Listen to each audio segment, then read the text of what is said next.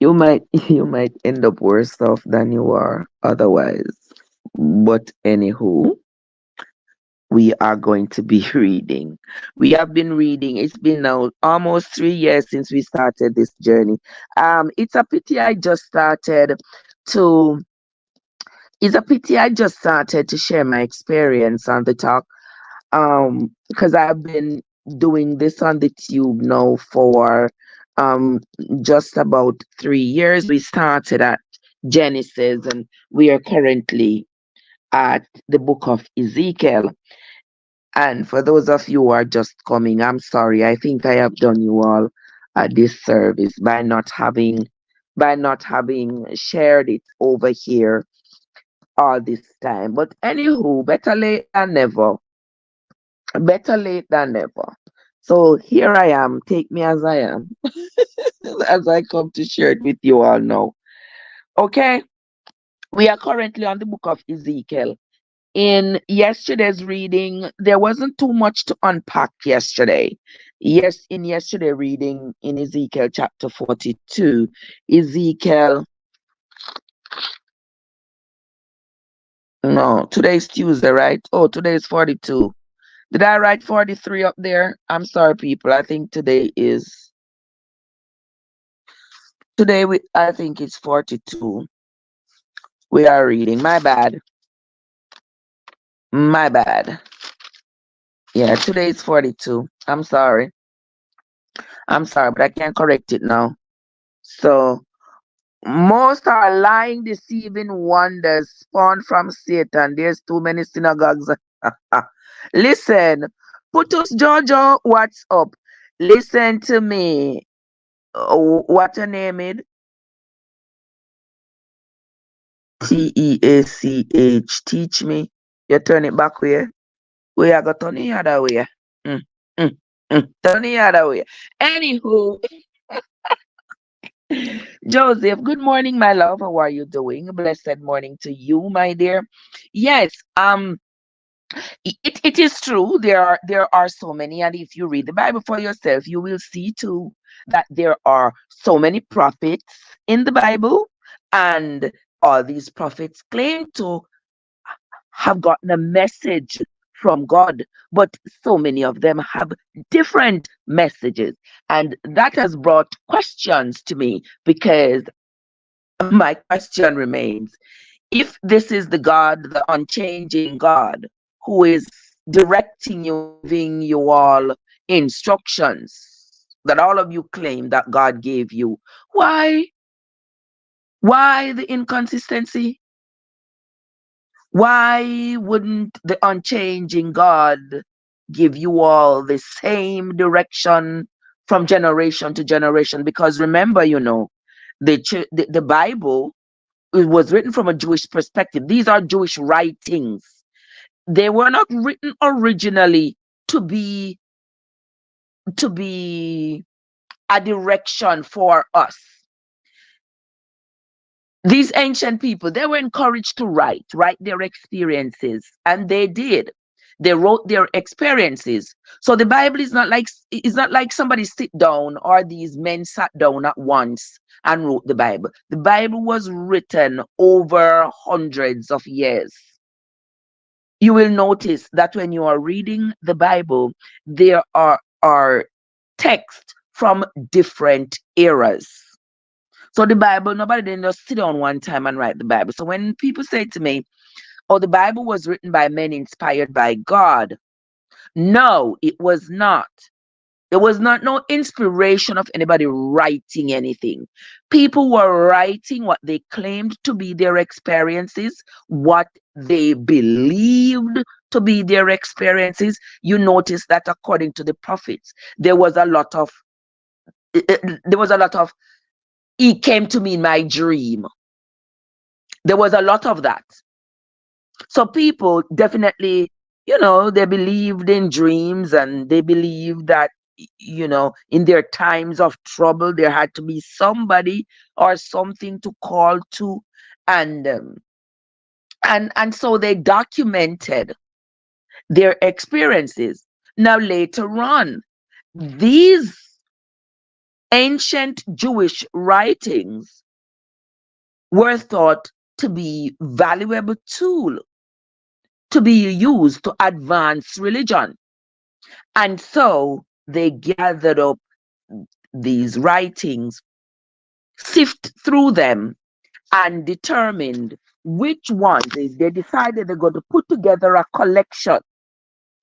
They're going to put together a collection of these ancient Jewish writings that is going to serve as a religious order, if you will. And so they decided to sift them through and determine which ones would be put in the collection that would be called the Bible and which ones would not. So when people say, oh, them try to them try to leave out some of the books of the Bible because them no want we know no truth, the truth. There is no more truth to know from what is left out from what is in the Bible. Because if they were to put all the Jewish writings in the Bible, we couldn't finish reading it and we couldn't lift it up to carry it. Because just about everybody back then was writing their experiences and writing stuff, writing. So these old Jewish writings, and people are like when we say these are old Jewish writings, but they are. The Bible is written from a Jewish perspective. You notice when you read the Bible, every single book is written by a Jewish person. So I don't get into arguing with people, especially people who have never done the reading themselves. Them just go to church a Saturday daytime or Sunday daytime, go sit down and pastor preach one sermon and then throw the money in the bucket and then claim to be blessed. Yeah, you know, I have a problem with your blessing. And then you go home and you go back to the same thing you used to do. And then you go back next Sunday, next Saturday, figure do this all over again. All right. And you do it for the whole of your life and you never take up the Bible and say, you know something? That book here too influential in my life, yeah, man. I have to read it for myself. I have to know what is in it for myself. No, so you can't bother with that. You can't bother with that. You can't bother to know for yourself. So you just go on a church every weekend, go sit down and listen and swallow up the lie them. Yes, the motivations, yes. Great motivations when you go. But if you read the Bible for yourself, you will understand. And I'm not here to knock anybody's religion. I'm not knocking anybody's religion. Religion is supposed to be, the guidance for us to live together, to cohabitate in this place called the world. But it has been used to do everything but.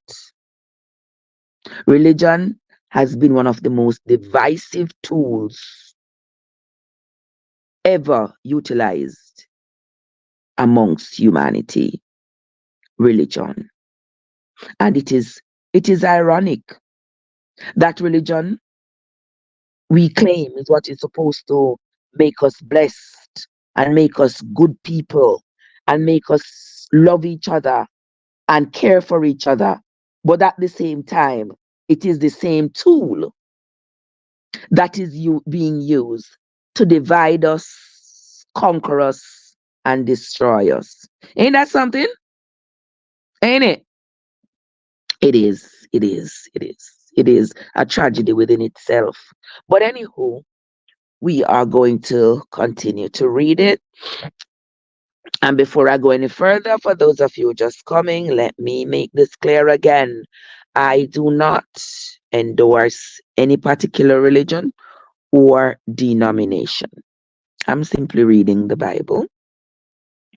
Simply reading the Bible so that I can have an understanding of the Bible for myself. And I get people who text me and say, "Oh, Trev, you got to pray before you read the Bible so you can get an understanding." No, ma'am. No, sir. If I come up here and I start praying, I am going to be praying to who again? Okay. Now, if I'm reading the Bible with an open mind to get an understanding and I come and I pray, that means I'm already exhibiting my conviction. And I am not here to exhibit my conviction, because if I exhibit my conviction, I'm going to have to rule against yours. And I'm not ruling against anybody's conviction, and I am not exposing any conviction that I may have. So I do not endorse any particular religion or denomination. In a story, all I'm doing is reading and trying to understand this Bible for myself. And when you tell me that me not go understand the Bible, when people say to me, Trev, you're not gonna understand the Bible because the Bible. No, no, no, no, listen to me now. I'm a very realistic person. If you say to me, I am not going to be able to understand the book that is supposed to be my guide. You know, sister, that don't make sense. You cannot tell me to read this book and follow what is in this book. And in that same breath, you say to me, Trev, you're not going to understand what the Bible's saying. So why give it to me to read then? Because it's supposed to be in a language I understand, right? So that I can follow it, right? So how you are gonna give me a book that I cannot understand and then tell me to read it and follow what is in it? Duh. The days of me being tricked have been long gone. But anywho, as we have been reading the book of Ezekiel for the last 3 weeks or so, we have been reading the book of Ezekiel. We have seen where Ezekiel is another of those Jewish prophets who claim to have this great communication with God. All of Ezekiel's communications with God are in his sleep, you note. Just like most of those people who claim to be prophets, it was in their sleep that they would claim to see God and see all these and get all these visions that they would later talk about and write. And these documents were later added to the compilation that we now know as the Bible. Yesterday, there wasn't too much to unpack because Ezekiel was talking about the vision he had of God showing him showing him all the measurements and the construction of what the new temple in Israel was supposed to look like. So in chapter 41 yesterday, he went over that and told us how um all the measurements and the floors and the type of wood that was going to be used. That to me didn't have too much. Craig, what's up? That to me didn't have too much real too much religious connection to it. You know, you know what I mean. I am doing great, my love. I'm jumping up here, doing what I do each morning before I run off to you know where. Yeah, before I run off to the place that pays the bills. Yeah, so that's what I'm doing right now. How are you there? Yeah, how are you there? Yeah, come up. Craig. If back say a little bit. For back say a little bit with my anytime, my friend, anytime with me with an open palm. What's up? Good morning, my love. How you doing?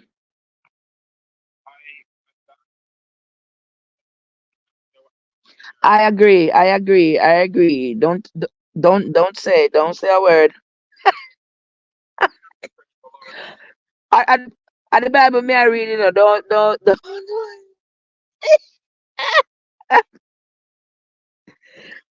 I bet.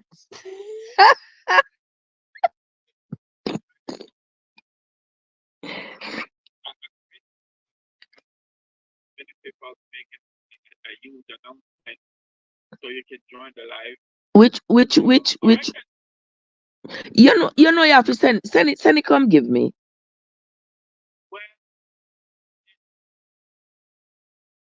It depend on what?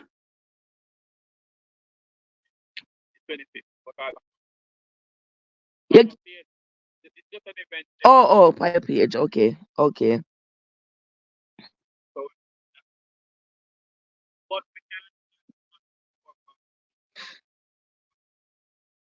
Go on, it no matter.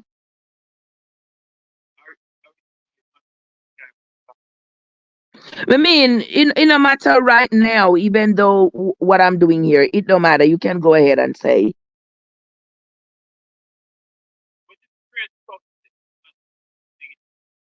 It better not be. Cause if a negative me not in it. Okay. Okay.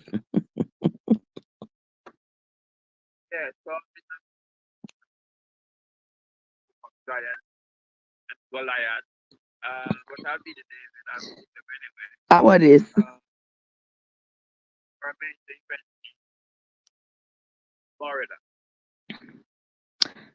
Oh.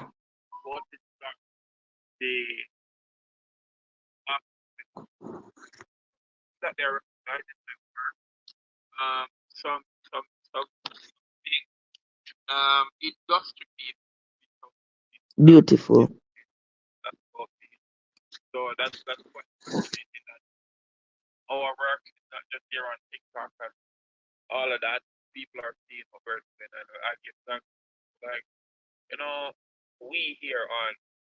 Mm-hmm.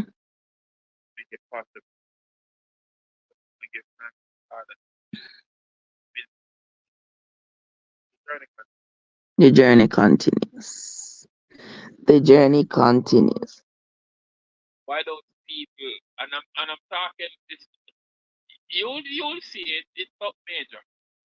Okay. Okay. I love the good stuff.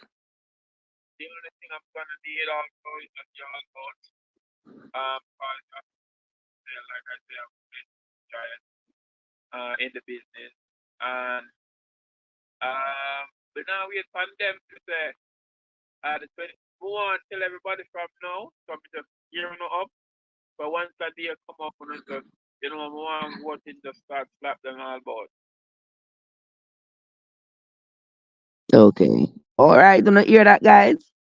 All right. I appreciate that. I thank you, my love.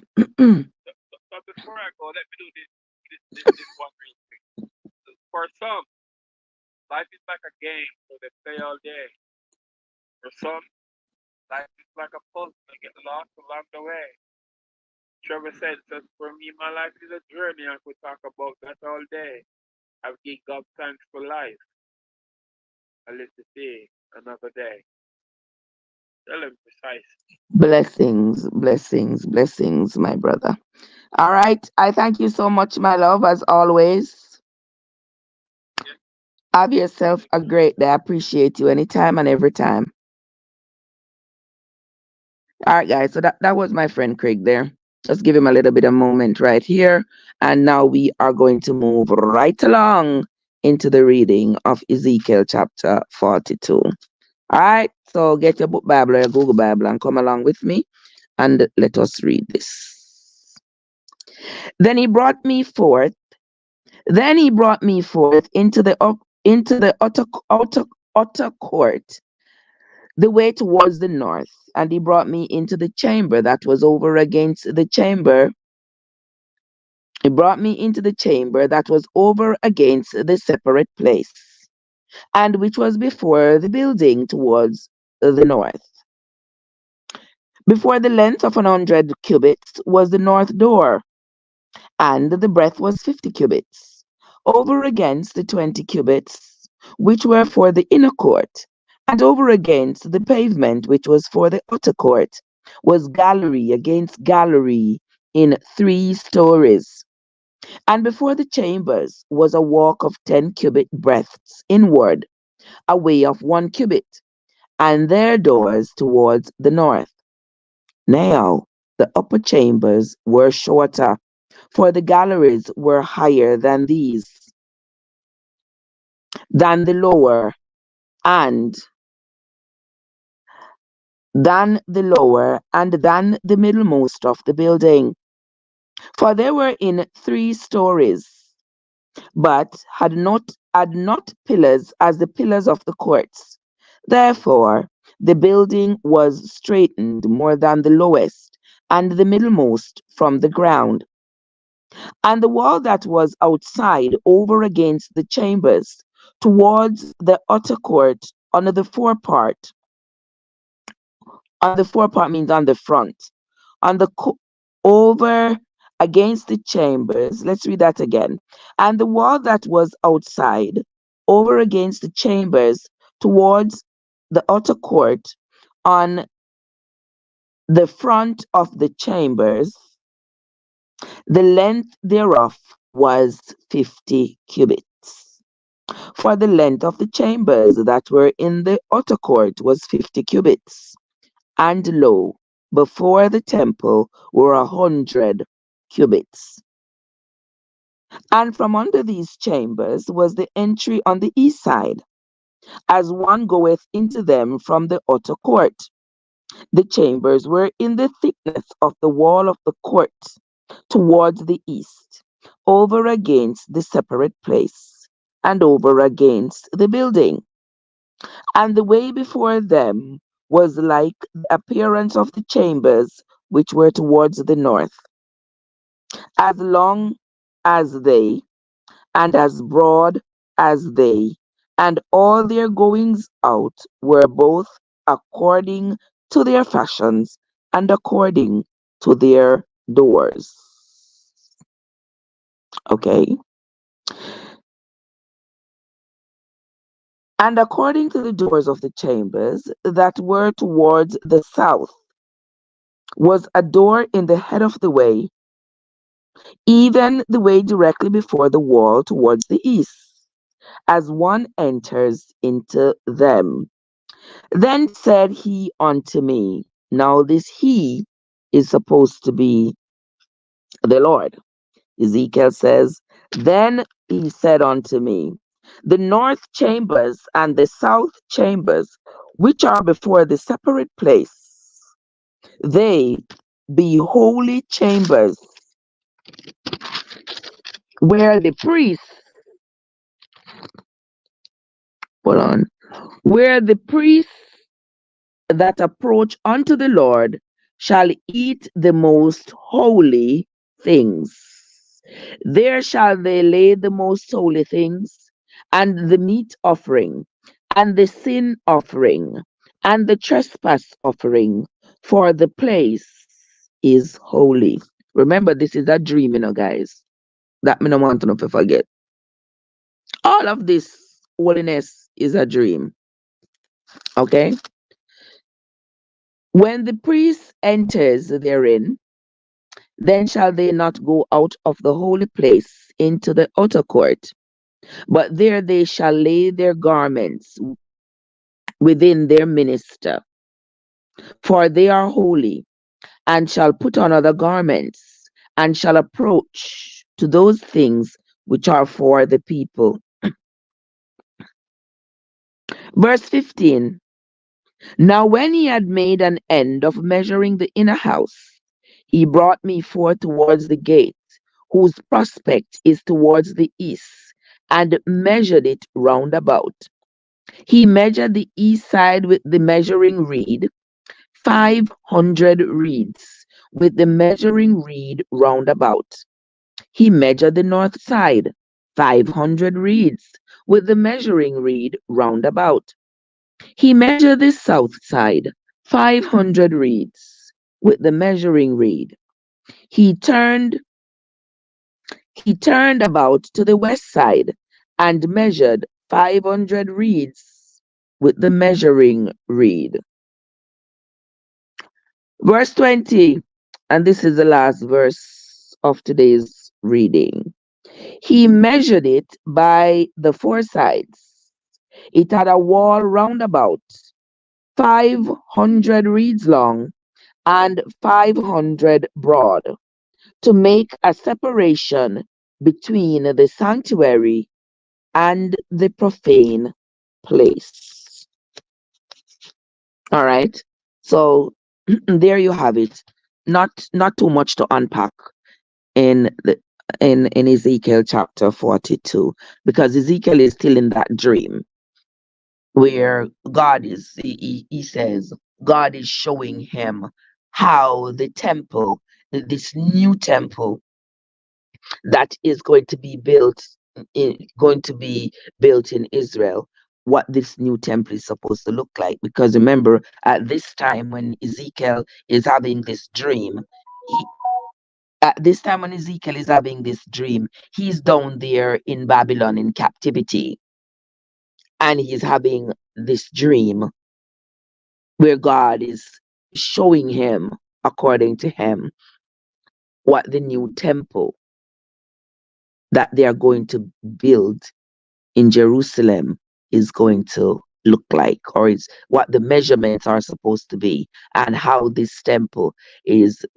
going to be. I don't know if Ezekiel was setting up himself to be the contractor for that building, to say, God, I know how this building is supposed to be built, because God came to me and told me in my dream what it is supposed to look like. So I don't know if he's laying the ground for he's laying the ground for his future, to claim the authority over the construction of this new temple in Israel.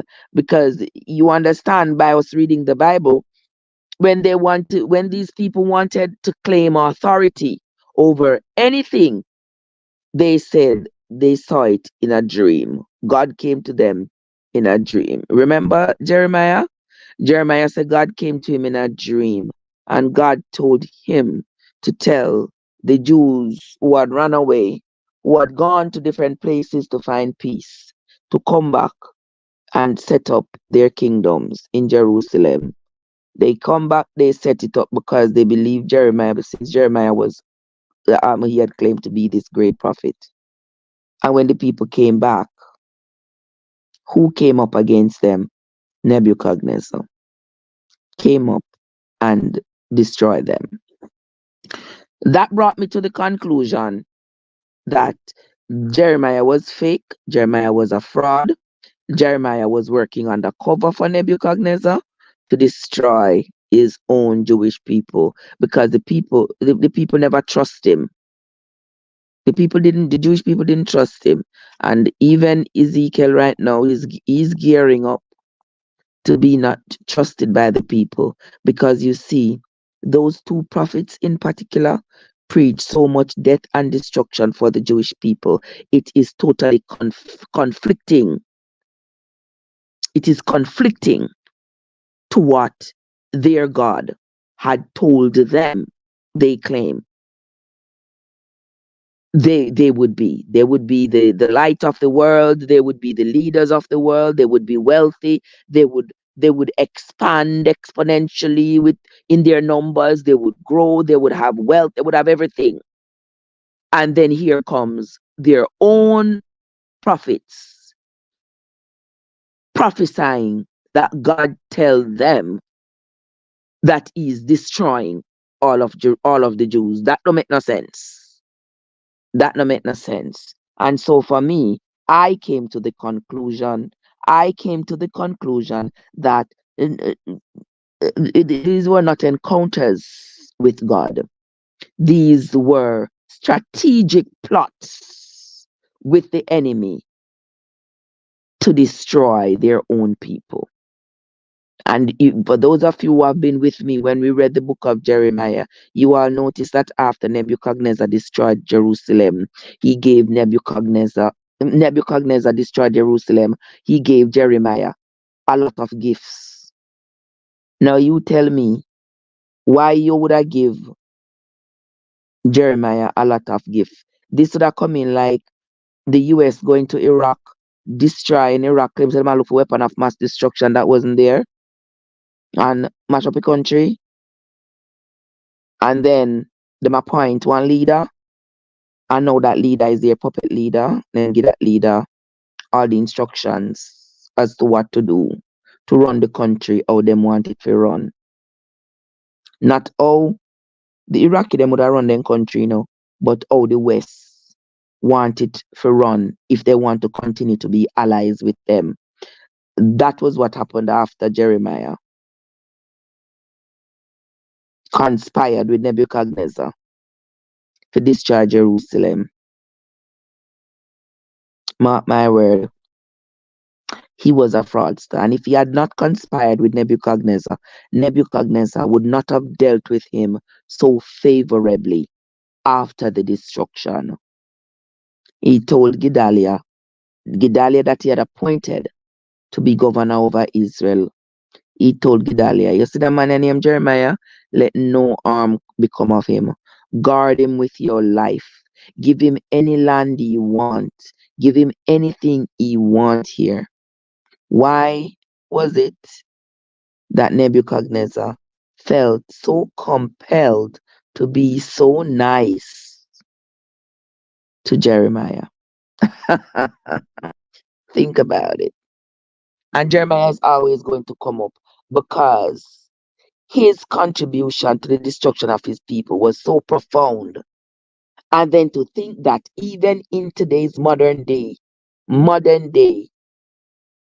religious zealots continue to say, oh, Jeremiah was a great prophet.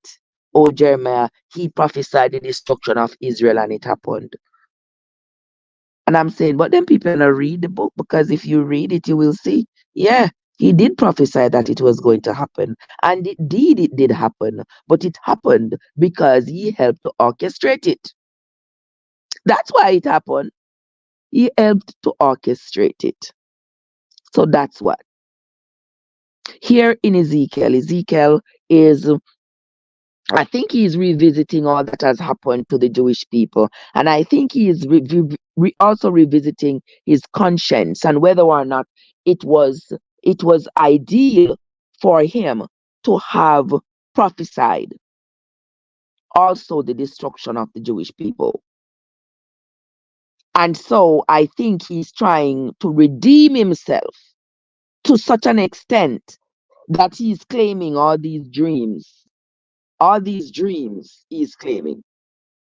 Because we have to be realistic. It is not true. Ezekiel said he dreamt that he was in a valley and he saw hundreds and hundreds and hundreds of dead bones, dead dry out bones. And God said to him he was going to put the bones back together. And when God put back the flesh on the bones, and the bones became humans again and stood up, they realized that they were all Israeli soldiers.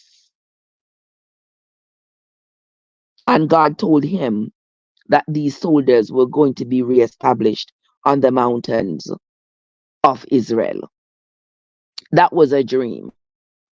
So I think in Ezekiel's mind, he's visiting with his conscience and asking himself, was it really right of me?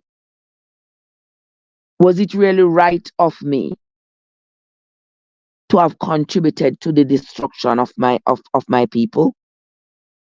So now he's trying to backpedal, to try to change the people's views about him and his teachings. So we are going to continue to read the book of Ezekiel and reading right along until we get to the book of Revelation. When we come back tomorrow morning, we will be reading the book of Ezekiel. We will be reading chapters 42 and 40, no, 43, I mean, and 44 when we come back tomorrow. All right, guys. So that's where we are going to end the reading for this morning. I want to say thanks to everybody who has come into the live. Jojo Putus and J Mac and iMac and everybody else, Lion, Anointed, and all the people who came into the live. I sincerely appreciate you all. Please know that I am not against your religion or your denomination. I just do not endorse either. And I am reading this Bible for myself so that I can have an understanding of its contents for myself. For too long, we have been bamboozled into believing one thing when the complete opposite is the truth. But but with that, I'm going to say ciao. What? Mr. Winsome can't raise me up, you see. Winsome say at 4 o'clock this. Look how long me wake up and wait for you. Winsome. Then me not still up between 4 and 5. Well, between 5 and 6 now. Yeah. So Winsome, so this morning me get up, I was tired. When 4 o'clock come, I was so exhausted. Me lay down here, so I look up in the ceiling with my tired self. Oh, watch how Winsome say it not funny. Yeah, me know it not funny. It not funny. Whip or win some. Don't let the kind of fury what come out in the Bible come out in you. Trust me. Cause the fury they burn like fire. And we don't want that, Sister Winsome. We don't want that. How are you? That's what we should say to each other. Good morning. How are you, my dear? Good to see you. Happy Tuesday morning to you. Winsome, sometimes my body so my mouth so my body can't keep up with, Yeah, me say me I'll come 4 o'clock, and when 4 o'clock come, me no wide eyed and bushy tail yet. So me have to wait until such. Cause last night after I left the live and come in, I had so many things to do. Me never go bed till like 12:30.